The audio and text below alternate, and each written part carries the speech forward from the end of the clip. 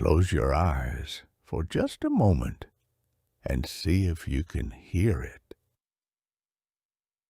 It's a Saturday morning in the mid-1950s. The sun is just starting to warm the dew on the grass, and rolling across the neighborhood comes a very specific rhythmic sound. Clack, clack, clack, clack, snip. Clack, clack, clack, clack, snip. It is the steady metallic song of the manual push mower. Hello there, and welcome back to Post-War America Stories. I am so glad you pulled up a chair to join me today. If you've been with us on our recent journeys, we've admired the chrome of classic cars, we've shared a malt at the local soda fountain, and we've walked through the front doors of those brand new Levittown homes.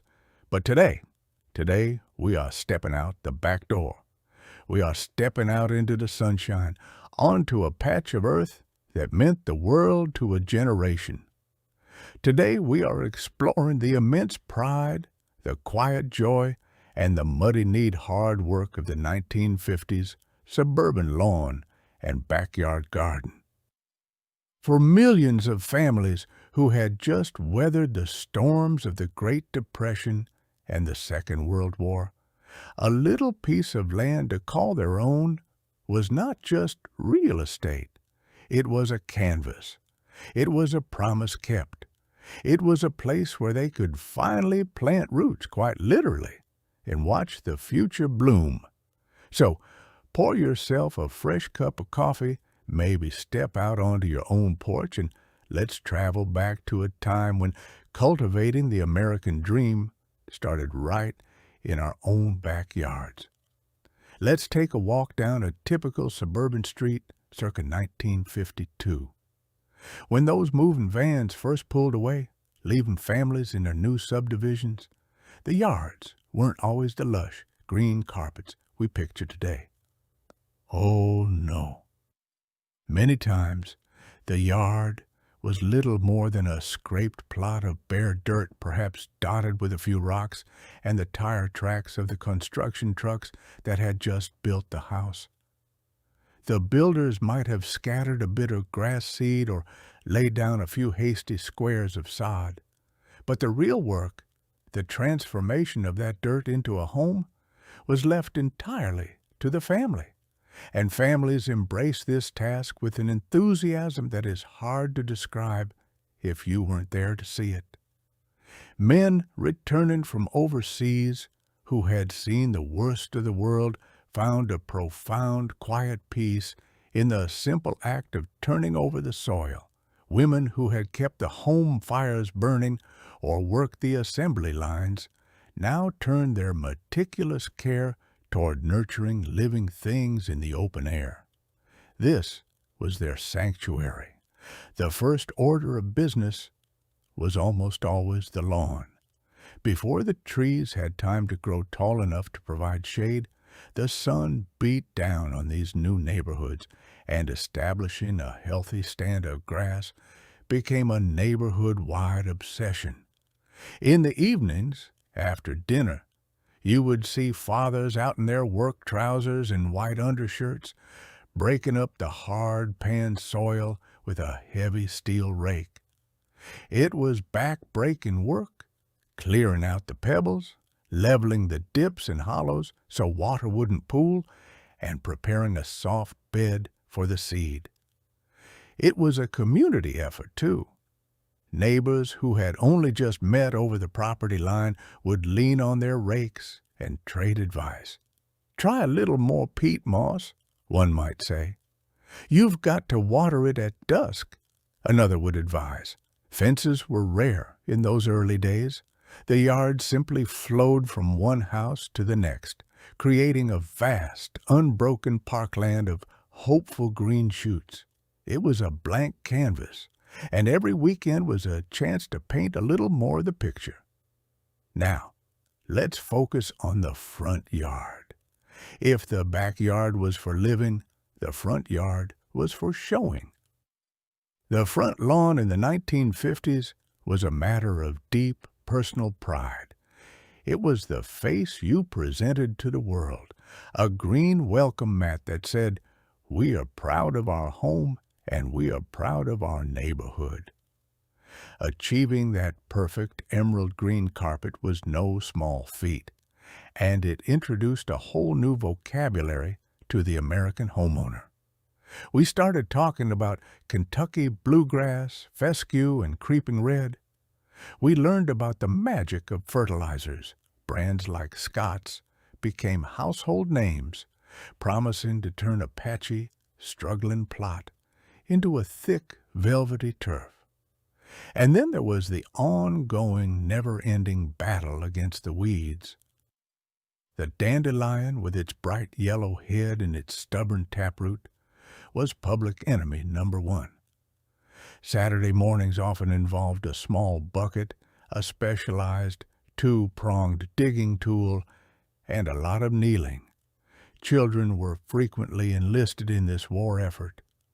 Many a youngster earned a shiny dime or a quarter for pulling a bucket full of dandelions, making sure to get the whole root so they wouldn't just pop right back up next week. It was a chore, certainly, but it also taught a kind of quiet diligence.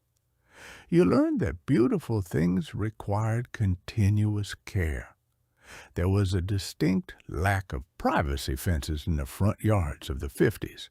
The aesthetic was open, welcoming, and unified. A perfectly edged sidewalk, a neatly trimmed patch of grass, and perhaps a small foundation planting of evergreen shrubs like junipers or yews right up against the house. That was the standard. It spoke of order, stability, and a community standing shoulder to shoulder in the sunshine. Let's step into the garage for a moment and look at the tools of the trade. If you lived through the 50s, you know exactly what a real mower feels like. Before the noisy, gas-powered rotary mowers took over the suburbs late in the decade, the manual push mower was king. It was a heavy contraption of cast iron and wooden handles. It had no engine, no spark plugs, no pull cord. Its power source was pure elbow grease. When you pushed it forward, the wheels turned the heavy cylinder of curved blades, sweeping them past a stationary cutter bar. Clack, clack, clack. It was a beautiful piece of simple engineering, provided you kept the blade sharp and oiled. If you hit a stray stick or a forgotten pebble, the machine would jam with a sudden jarring halt that rattled right up your arms. But when it was cutting smooth, tossing a fountain of fragrant green clippings into the canvas catcher behind it, there was a wonderful rhythm to it. And we cannot talk about the 1950s lawn without talking about the sprinklers. Watering the grass was a daily ritual in the heat of summer.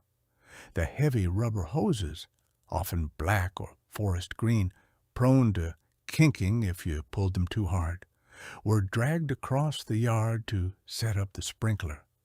There was the classic oscillating sprinkler, a curved metal tube with holes punched in it that slowly waved back and forth. Pause. Shh. It was the metronome of a July afternoon.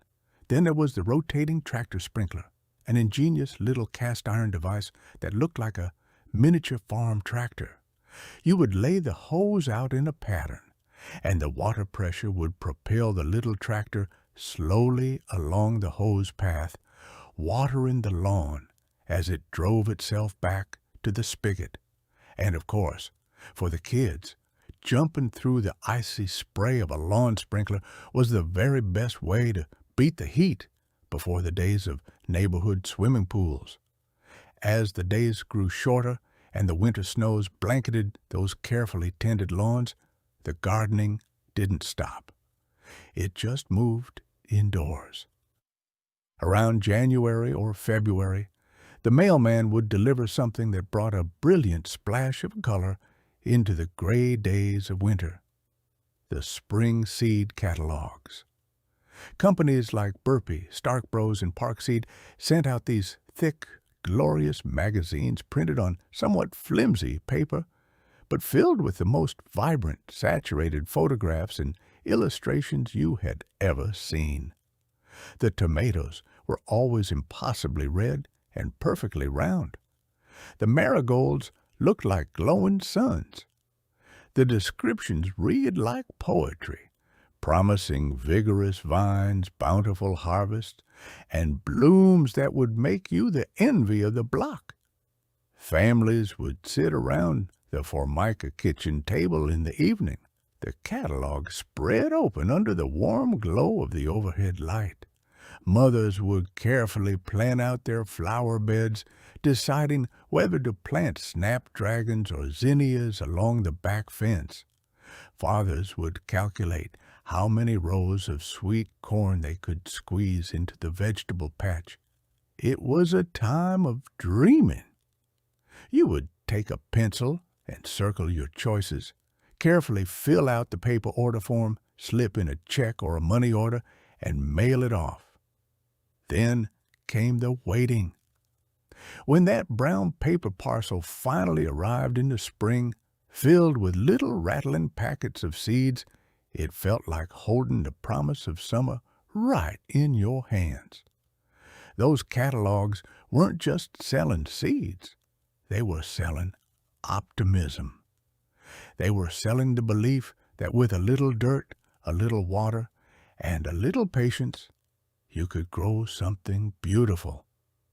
Let's wander around to the side of the house, where the flower gardens were kept.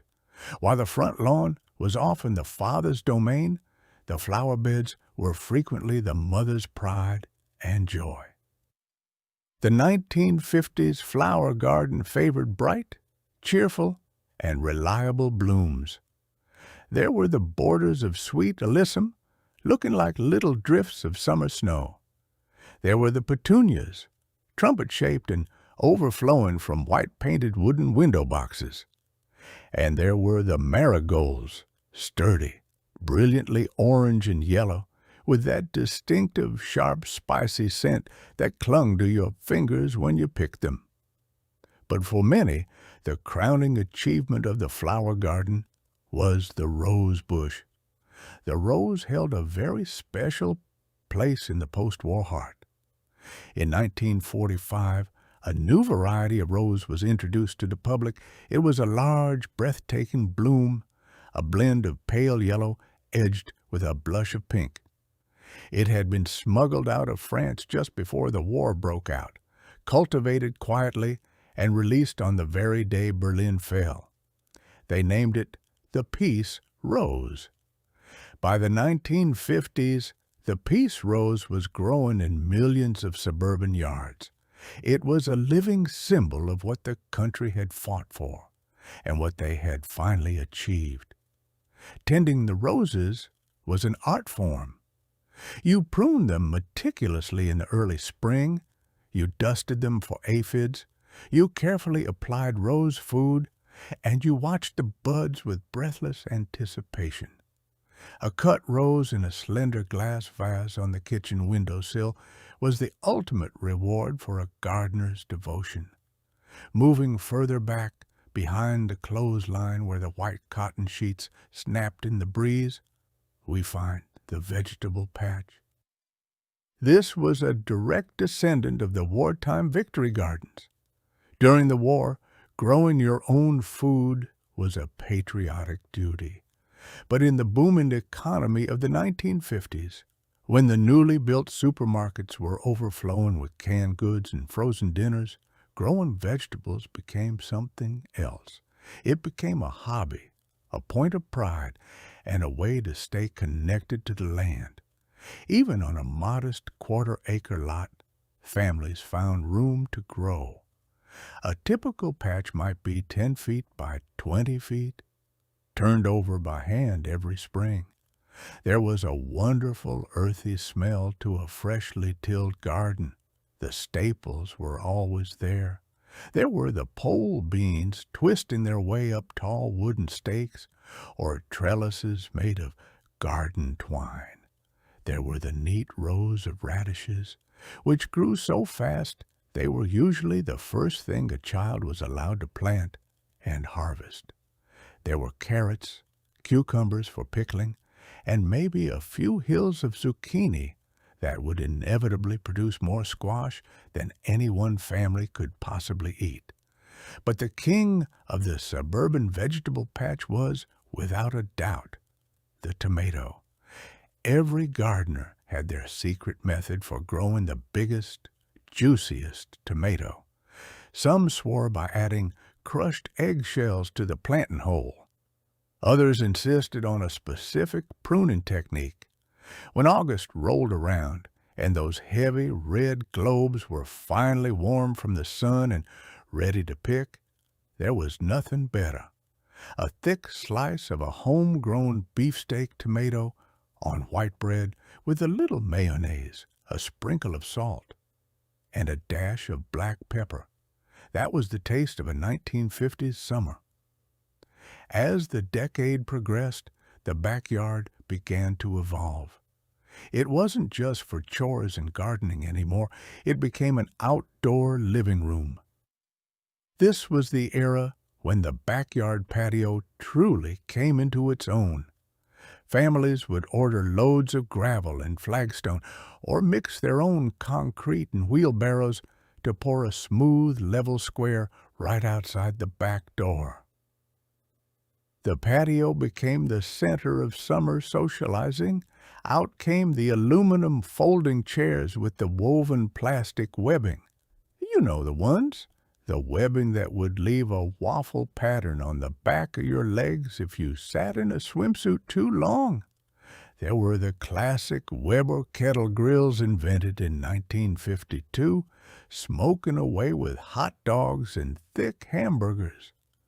There were the badminton nets set up across the grass, the shuttlecocks getting stuck in the gutters or the neighbors' lilac bushes. The yard was an oasis. It was where children caught fireflies in old mayonnaise jars with holes punched in the lid.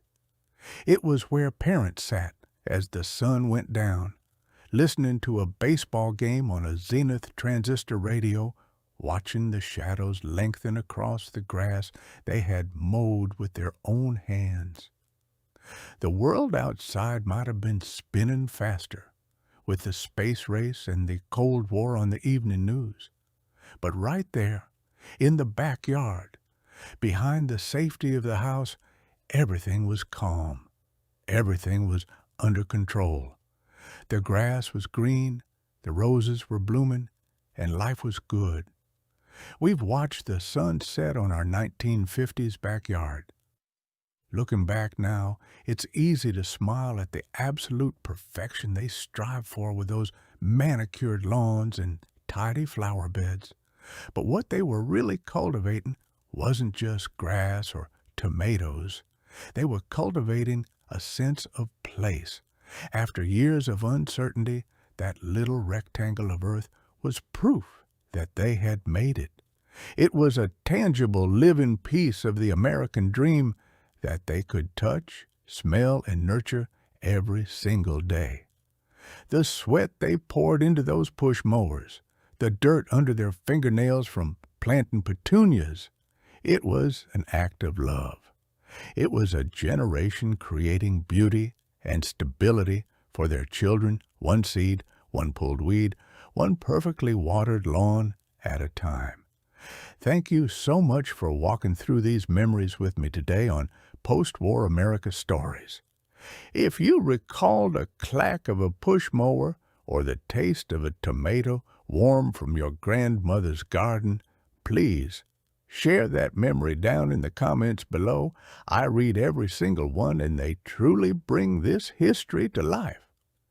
If you enjoyed our time together, please leave a like and be sure to subscribe to the channel so you won't miss our next journey back to the booming 50s.